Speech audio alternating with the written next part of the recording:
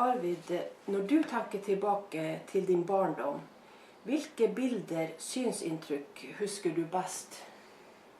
Det jeg husker best var faktisk sen sommerkvelden, begynte å bli litt skjømt. Og det var sild i fjorden, og se lysglimtene av hele sildflåten. Det var ganske stor flåte der en gang. Det husker jeg veldig godt. Akkurat. Så det er noe du har tatt med deg? Ja, det... Ja. Hvilke ting som du har berørt har gitt sterkeste følelser? En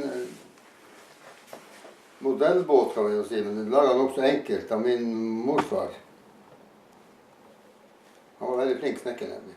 Akkurat. Så det husker jeg godt.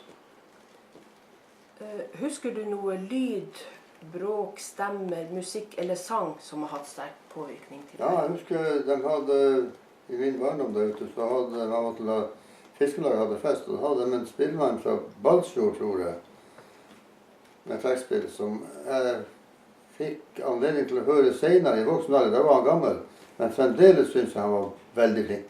Akkurat. Navnet husker jeg ikke mer. Nei. Jo, Kåre Pettersen. Ja. Og han var fra Balsfjord. Balsfjord, ja. Akkurat. Finnes det noen smak som du forbinder til din barndom eller fortid? Ja. Det er en som jeg har en verst mulige forbindelse til. Jeg var min første arbeidsdag på Hurtigruten Lofoten. Jeg var 16 år. Rundt Nordkapp. Dårlig vær. Og så ble jeg nesten sjøsyk. Det er ubehagelig, tror jeg. Jeg var ikke sjøsyk ellers, men da var det. Og så kom Dunkelmann i bord og mente at det måtte vi reparere. Av alle ting med gammelost. Her. Så den glemmer du ikke? Nei, det har jeg ikke. Kan du huske noen lukt som du aldri glemmer? Lukter med fisk og kyr og sauer og alt sånt.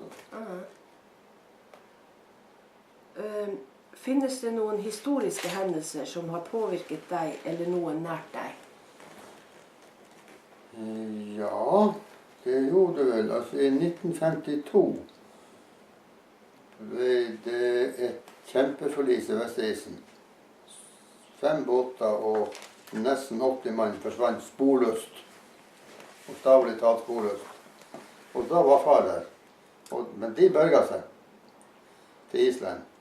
Men de var savnet i 10 døgn. Jeg var ombord i Lofoten den gangen, og alle sammen ombord, til og med offiserene var interessert i å få høre om de hadde fått livstegn fra den båten. Akkurat. Og det fikk vi. Så jeg så og vasket ned i kott her nede, og så kom styrmannen og sa at jo, de var funnet.